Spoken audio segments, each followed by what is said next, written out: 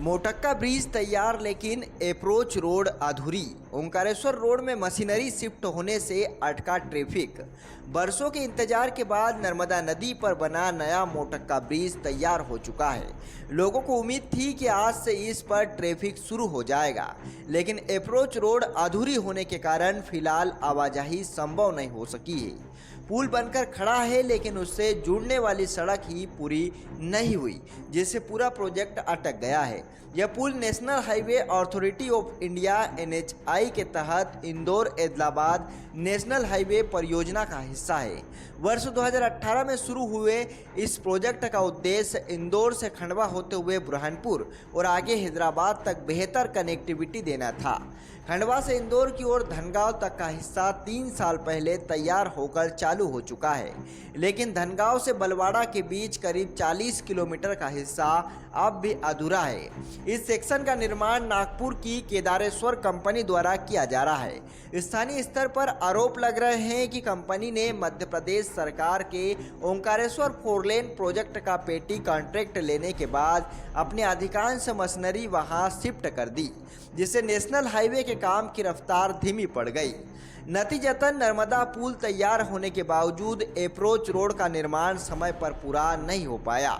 धनगांव से बलवाड़ा के बीच 3 टनल, एक वायडक्ट और नर्मदा नदी पर पुल का निर्माण प्रस्तावित था। इस हिस्से की लागत लगभग 600 करोड़ रुपए बताई गई थी और इसकी डेडलाइन मार्च 2024 तय की गई थी।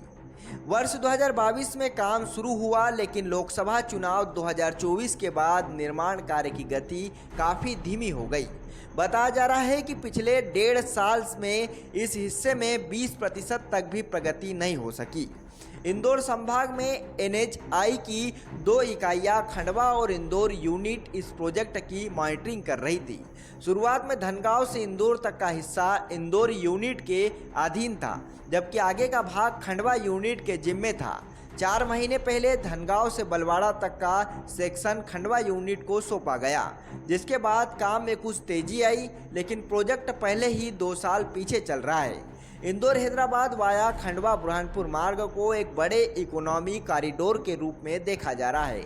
इस मार्ग से मध्य प्रदेश और महाराष्ट्र के बीच व्यापार और परिवहन को गति मिलने की उम्मीद थी, लेकिन अप्रोच रोड अधूरी रहने से न केवल स्थानीय आवागमन प्रभावित है, बल्कि क्षेत्रीय आर्थिक गतिविधियों पर भी असर पड़ रहा है।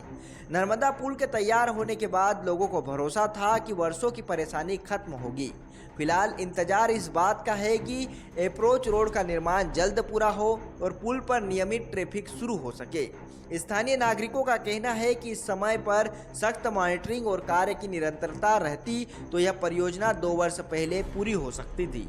अब निगाहें इस पर है कि संबंधित एजेंसियां तय समय में शेष काम पूरा कर पाती है या नहीं।